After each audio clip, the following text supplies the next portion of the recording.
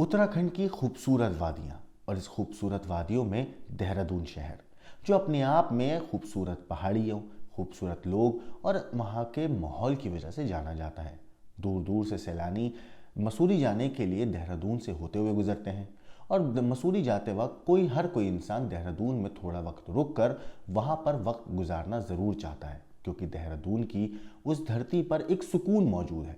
लेकिन ये खबर उस सुकून को छीनने वाली है, क्योंकि देहरादून में दो दोस्तों के बीच में एक ऐसी टकरार पैदा हुई कि एक दोस्त दूसरे दोस्त के खून का प्यासा हो गया और उसने जुर्म की दुनिया में अपने दोस्त के खून से ही अपने हाथों को रंग लिया।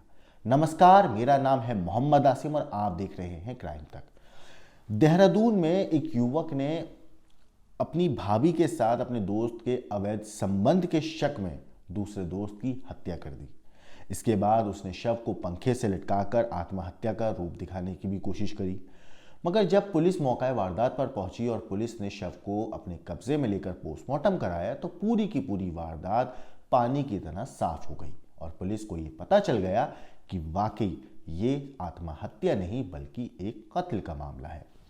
दरअसल कालसी में 23 नवंबर को एक फार्म हाउस पर युवक का एक शव पंखे पर लटका पुलिस को मिलता है।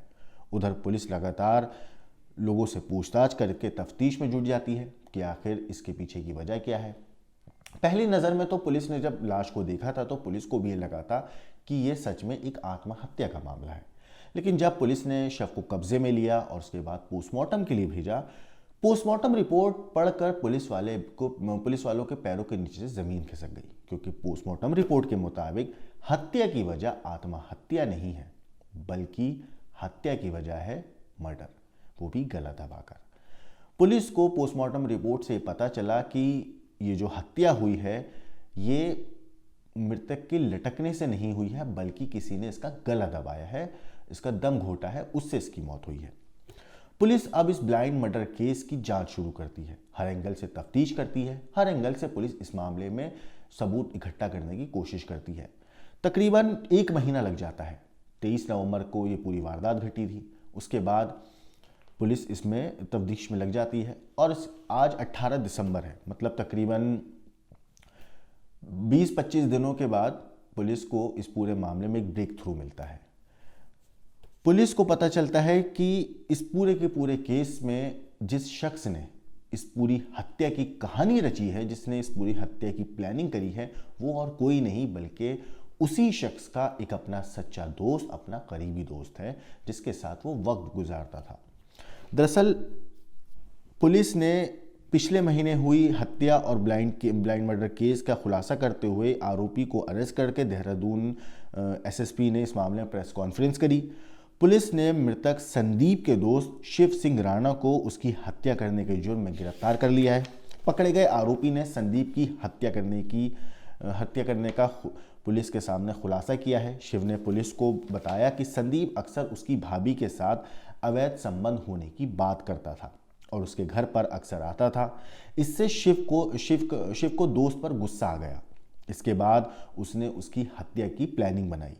फिर एक दिन उसने शिव को, यानी कि 23 नवंबर को उसने शिव को शराब पिलाई, माफ़ कीजिएगा, संदीप को उसने शराब पिलाई। जब संदीप नशे की हालत में हो गया तो फिर उसने संदीप की गला घोट कर हत्या कर दी।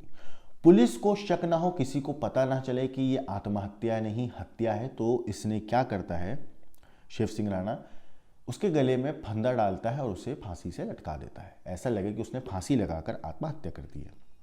बहरहाल उसने अपनी जान ली है, ये चीज़ पुलिस को लगे।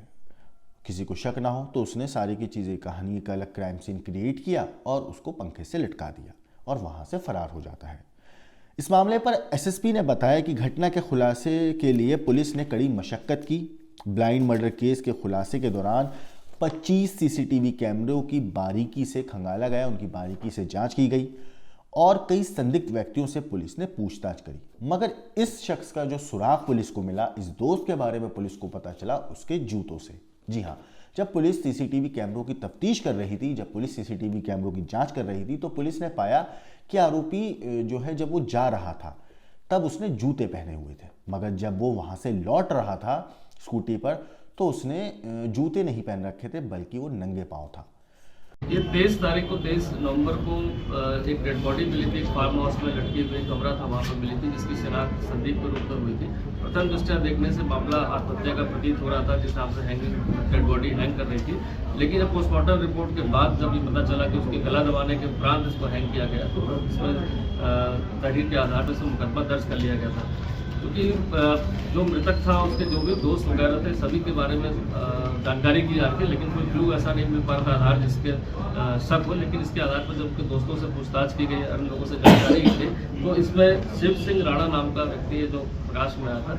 और फिर कुछ फुटेज पुलिस को हाथ में लगी जिसमें वो स्कूटी आदि पर बिना जूते के जाते दिखाई दिया। साथ ही साथ जो मृतक था उसके लेफ्ट चिन्ह पर भी यहाँ पर चोट के निशान थे। तो काफ़ी सारी चीज़ें एविडेंस और पुलिस लगातार उसकी मॉनिटर कर रही थी कि उसके मूवमेंट पर, उसके उठने बैठने पर। और जब उसको पूछताछ के लिए कल हिरासत में लिया गया तो पूरे घटनाक्रम से इसमें पर्दा उठा। उसका अपने घर में किसी रिलेशनशिप को लेकर जो मृतक था वो उसको बार बार, शिव सिंह राणा जो अभियुक्त है उसको बार बार परेशान करता था।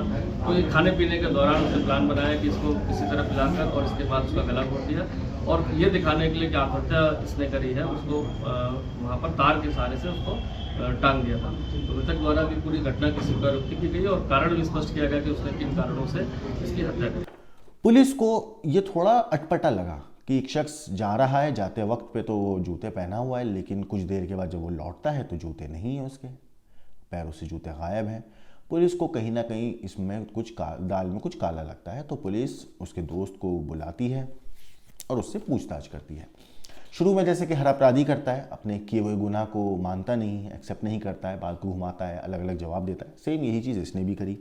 लेकिन जब पुलिस ने अपने तरीके से पूछा, सख्ती से पूछताछ करी, तो ये जनाब टूट गए और इसने अपने दोस्त के कत्ल की पूरी कहानी तोते की तरह पुलिस के सामने बक दी।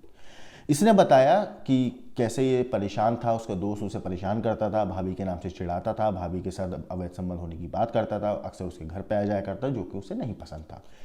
इसी वजह से उसने अपने दोस्त की हत्या की प्लानिंग रची थी और उसने अपने दोस्त की हत्या करी शराब पिलाकर, बाद में उसको पंखे से लटका दिया ताकि किसी को भी शक ना हो कि उसने अपने दोस्त की हत्या की है।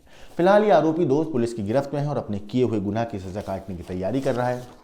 लेकिन इस पूरे केस में आपका क्या कहना है, आपका क्या सोचना है, हमें कमेंट करके ज़रूर बताइएगा। बाकी देश और दुनिया की क्राइम की खबरों के लिए देखते रहिए क्राइम तक।